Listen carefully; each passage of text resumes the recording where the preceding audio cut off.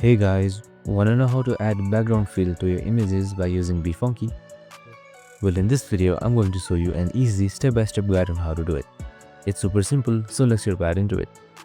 Now first up, open up your BeFunky app or your website. Now once you're there, simply on the dashboard, you can see photo editor. Click on it. Now you will be welcomed in this window.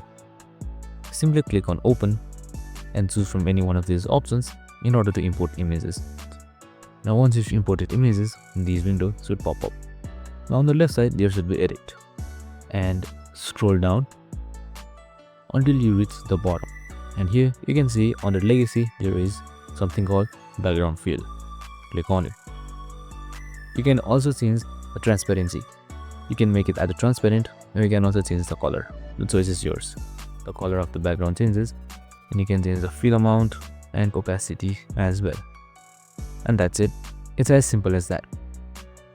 And to save it, just simply click here and save it any way that you like. I hope this video helped.